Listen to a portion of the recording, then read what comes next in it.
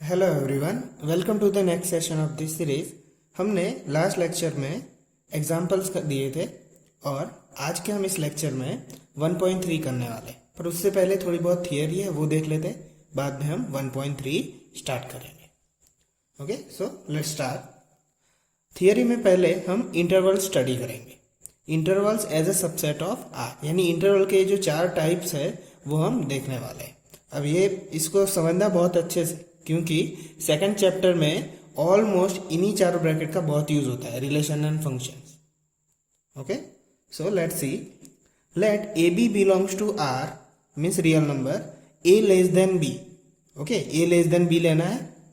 उसके बाद first interval देखते हैं, x where x A less than और equal to x less than और इक्वल टू बी। तो जहां भी लेस देन और इक्वल टू सिंबल यूज होगा वहां पे क्लोज इंटरवल का यूज होगा। इसे हम क्या कहेंगे? Close interval. यानी इसी तरह से जो किया हुआ है इसे हम क्या कहेंगे? Close interval. देखो दोनों ही साइड पे लेस देन और इक्वल टू है, ठीक है। पहले सिंबल समझ लेते फिर इसका मतलब समझते हैं। ए लेस देन, सेकंड में देखो A less than x less than B, तो सिर्फ लेस देन है तो क्या आएगा? ओपन इंटरवल कहते हैं, ठीक है, जिसे हम छोटा ब्रैकेट पहले कहते थे, इसे हम क्या कहेंगे? Open bracket. फिर देखो थर्ड में ए लेस देन और equal to x less than B, तो लेस देन और इक्वल टू है वहां पे क्या है? Close interval. और जहां सिर्फ लेस देन है वहां पे ओपन। सिमिलर पैटर्न पे लास्ट पे A less than x less than और इक्वल टू बी, तो ए के आगे स्मॉल ब्रैकेट, बी के आगे क्लोज। अब इसका मीनिंग क्या होता है?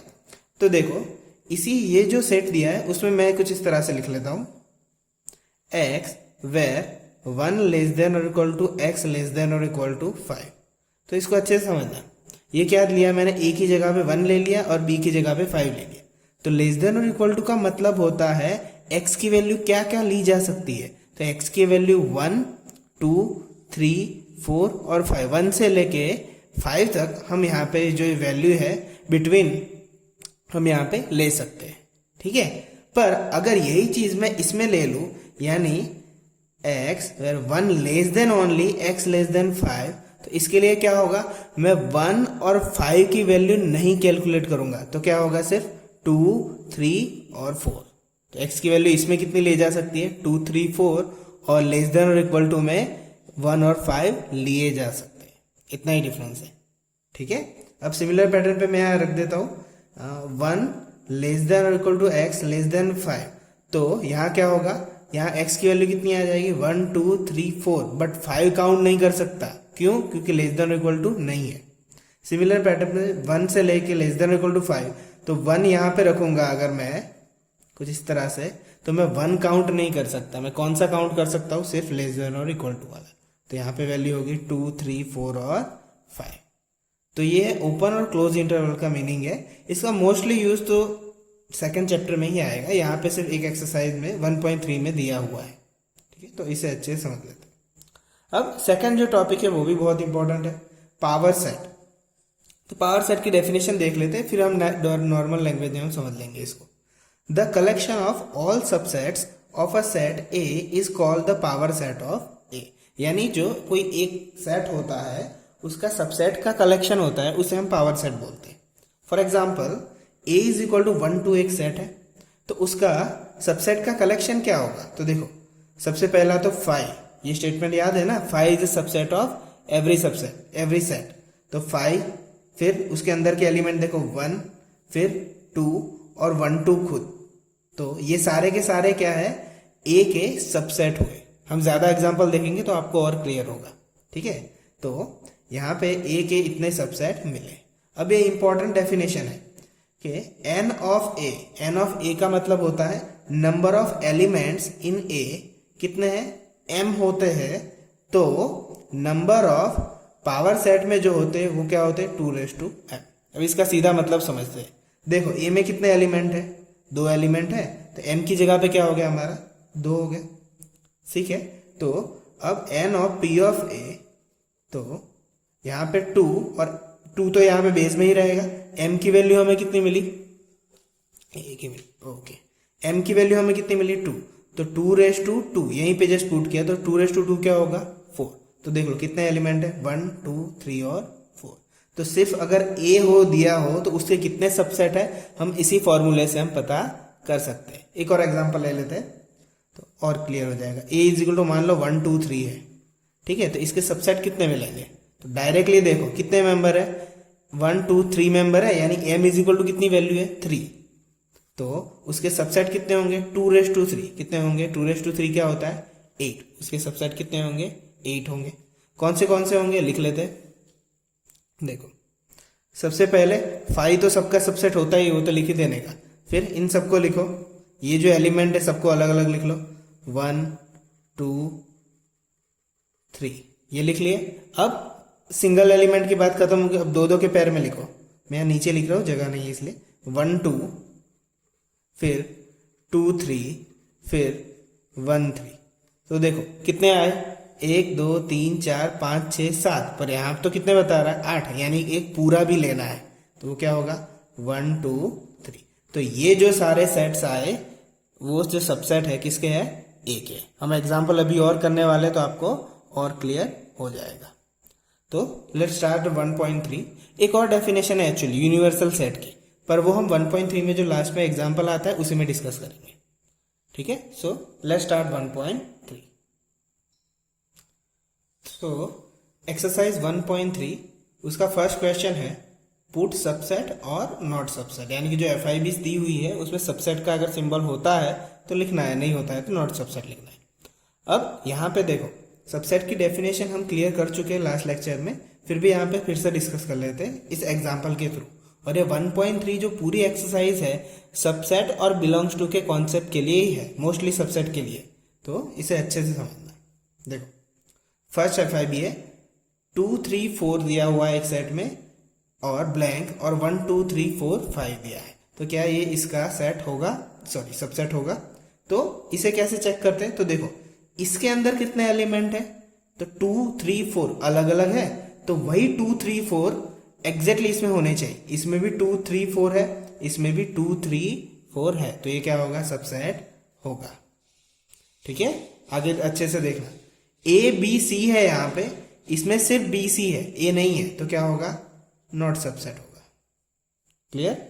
Now third question X where, now third question where X is a student of class 11 of your school and blank X where X is student of your school, यानी कि 11th का एक बच्चा है वो भी स्कूल का है, तो 11th में जो बच्चा है वो भी तो स्कूल का ही है, तो यहाँ पे क्या आएगा सबसेट आएगा, ठीक है।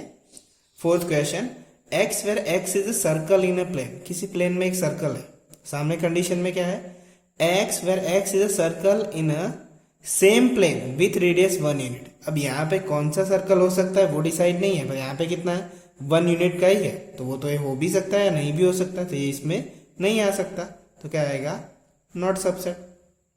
Question fifth X where X is a triangle in a plane, ठीक है, तो एक ट्राइंगल है किसी प्लेन में और यहाँ पे तो रेक्टेंगल की बात चल रही है, दूर दूर तक कोई लेना देना नहीं है, तो क्या होगा नॉट सबसेट।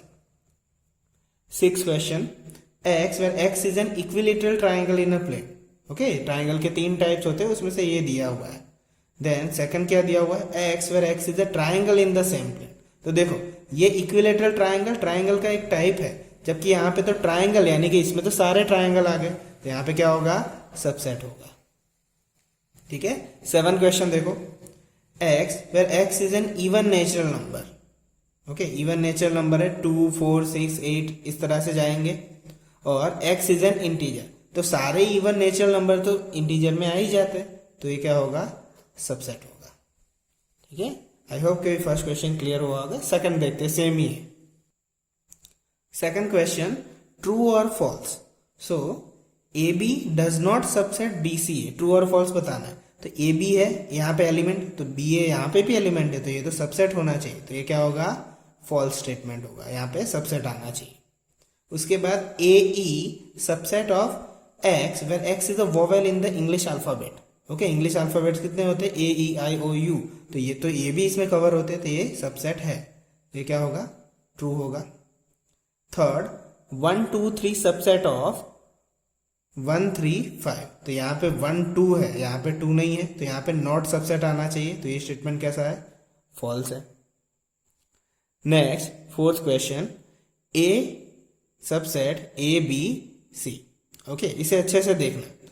इसको सबसेट में कैसे चेक करते हैं, क्योंकि इसके अंदर ए है तो ए तो इसके अंदर भी है, ठीक है, दोनों में ये एलिमेंट होना चाहिए, ठीक है, तो ये क्या होगा, सबसेट होगा, ट्रू स्टेटमेंट है। पर नीचे वाला देखो, कॉन्सेप्ट क्लियर हो जाएगा, ये A belongs to A B C है तो ये स्टेटमेंट फॉल्स होगा। ऐसा क्यों, क्योंकि यहाँ पे अगर ये स्टेटमेंट ट्रू बनाना होता तो सिर्फ ए बिलोंग्स टू ये देना पड़ता, ए बी सी, तो ओनली ए होता तो ये स्टेटमेंट ट्रू हो जाता, पर यहाँ पे कर्ली ब्रैकेट में दिया है, जबकि यहाँ पे कर्ली ब्रैकेट में ए नहीं है, सिर्फ ए है। नेक्स्ट देखो 6, x where x is a even natural number less than 6, तो even natural number less than 6 कितने होते हैं, 2 4, ठीक है, तो यहाँ पे ये मैं यहाँ लिख देता हूँ 2 4।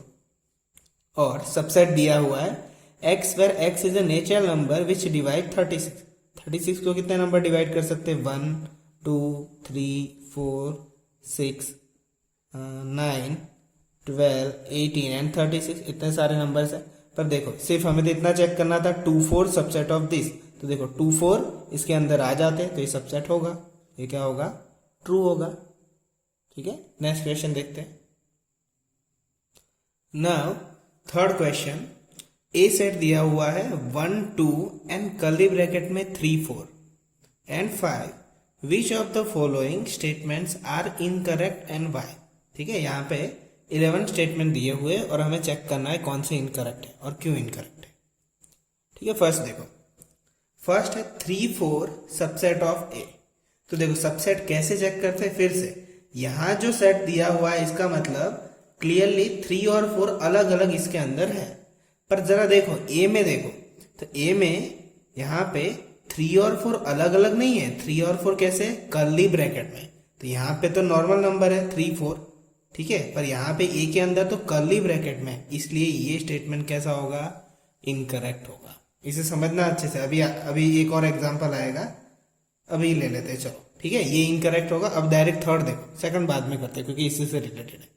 अब देखो ये यहाँ पे कर्ली ब्रैकेट के ऊपर भी कर्ली ब्रैकेट है, इसका मतलब क्या हुआ, इस सेट के अंदर कौन सा एलिमेंट है, तो सेट 3 4 है इसके अंदर, इन दोनों के अंदर क्या है, 3 4 सेट में, इसमें क्या था, इसके अंदर सिर्फ 3 4 थे, ठीक है। अब ये देखो इसके अंदर क्या सेट 3 4 आता है, तो यहाँ पे है, ये भी तो 3 4 उसके अंदर है, ठीक है, तो ये सबसेट होगा, ये करेक्ट है, ठीक है। यहाँ लिखना नहीं है, सिर्फ इनकरेक्ट बताना है, पर इस तरह से, ठीक है, तो दोनों में कंफ्यूजन नहीं होनी चाहिए, बहुत इंपॉर्टेंट है।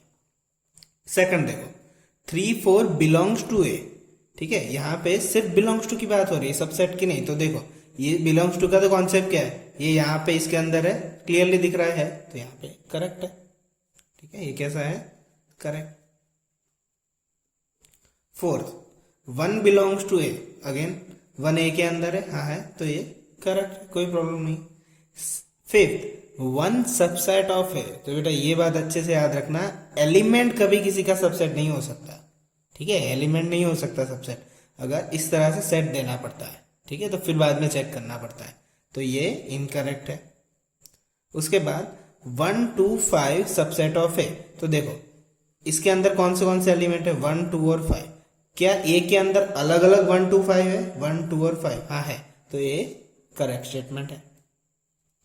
7 1 2 5 बिलोंग्स टू ए, ठीक है, यहाँ पे 1 2 5 बिलोंग्स टू ए, तो यहाँ पे क्या दिया हुआ है, 1 है 2 है 5 है, तो ये बिलोंग्स टू होगा, नहीं होगा है, कैसे, क्योंकि अगर बिलोंग्स टू देना होता, इसको ऐसे देखना, अच्छे से समझना, मैं ये नहीं लिख रहा हूं, सिर्फ डायरेक्टली अपने आंसर पे जा रहा हूं, तो अगर ए के अंदर ऐसा देते तो ये 1 2 5 बिलोंग्स टू ए होता, कर्ली ब्रैकेट में अगर 1 2 5 जैसे यहाँ पे 3 4 दिया है ना, उसी तरह से कर्ली ब्रैकेट में 1 2 5 देते तो बिलोंग्स टू होता, इसलिए यहाँ पे ये इनकरेक्ट होगा।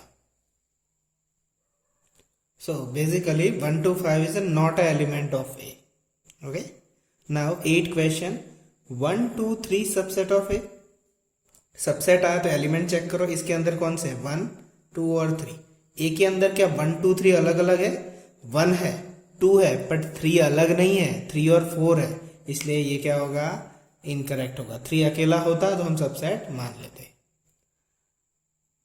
9th 5 बिलोंग्स टू ए, क्या इसके अंदर 5 दिख रहा है, नहीं, तो इनकरेक्ट, मैं डायरेक्ट क्रॉस कर देता हूं।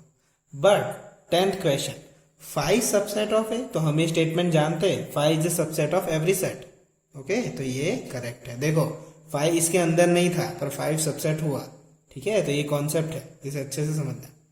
फिर उसके बाद 5 सबसेट ऑफ ए, सेट 5 बोला है इस बार, क्या बोला है, सेट 5। तो सेट 5 वो छोड़ो, सबसेट के लिए हम क्या लिखते हैं कि इसके अंदर जो एलिमेंट है कौन सा है, 5।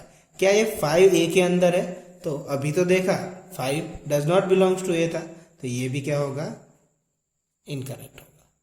ठीक है, तो सबसेट के लिए सिर्फ इतना याद रखना है कि इस तरफ सेट में जो एलिमेंट है वही के वही ए के अंदर होने चाहिए। ठीक है, तो ये 3rd क्वेश्चन बहुत ही इंपॉर्टेंट है, इसे अच्छे से समझना। 4th क्वेश्चन देखते हैं, right subset of, then 4 question दिए हुए। ठीक है, इन सबके हमें सबसेट निकाल के लिखने हैं। तो यहाँ पे सबसेट के लिए हमने अभी डेफिनेशन देखा था, वो पावर सेट वाला वही होगा। ठीक है, देखो इसके सबसेट कितने मिलेंगे, तो किसी के भी अगर सबसेट लिखो ना तो सबसे पहले 5 तो लिख ही दो। क्यों, क्योंकि 5 is subset of every set.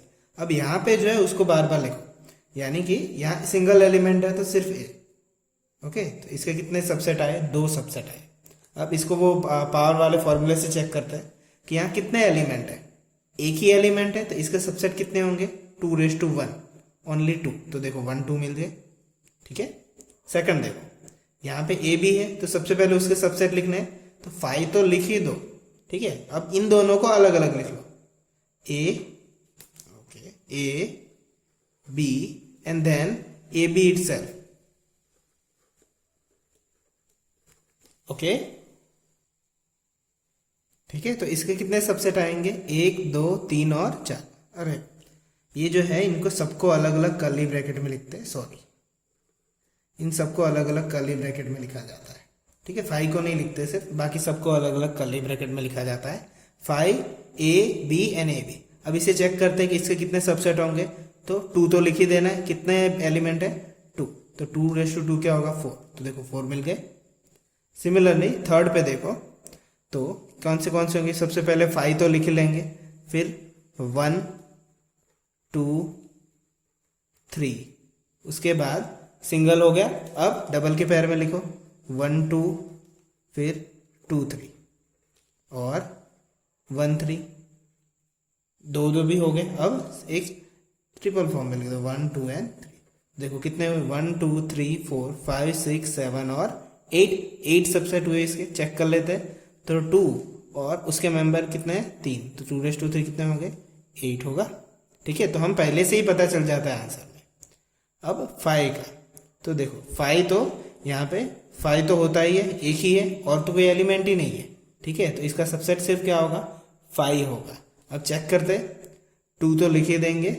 अब 5 मतलब एम्प्टी, एम्प्टी मतलब हम क्या समझते हैं, 0, तो 2⁻0 क्या होता है, 1 होता है, तो यहाँ पे 1 ही एलिमेंट है। ठीक है, आई होप सबसेट का कॉन्सेप्ट क्लियर हुआ होगा। नेक्स्ट क्वेश्चन देखते हैं, 5th question. 5th, how many element has P of A if A is equal to 5।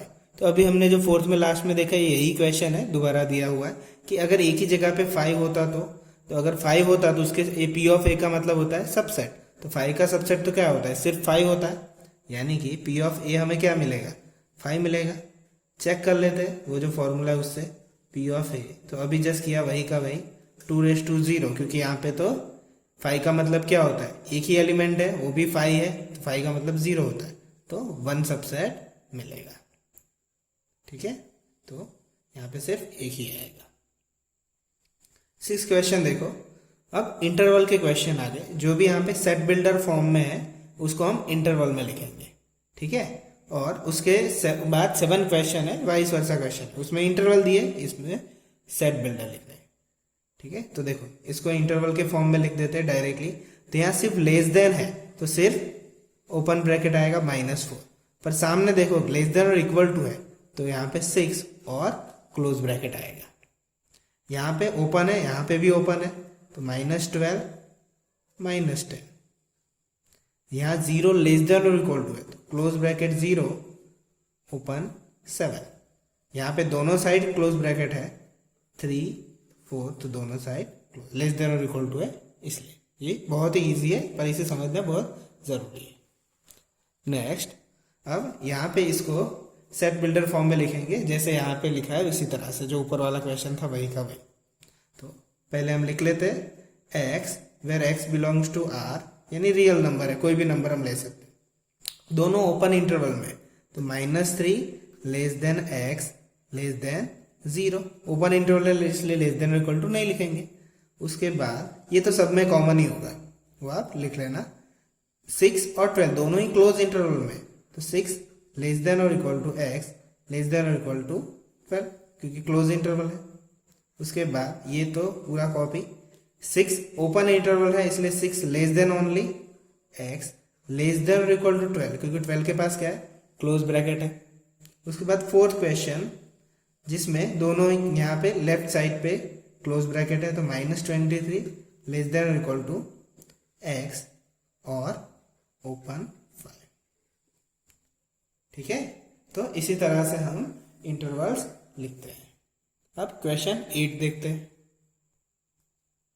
Okay, now अब यूनिवर्सल सेट का कॉन्सेप्ट आ रहा है यहाँ पे। ये दोनों ही क्वेश्चन 8 और 9 यूनिवर्सल सेट के ऊपर।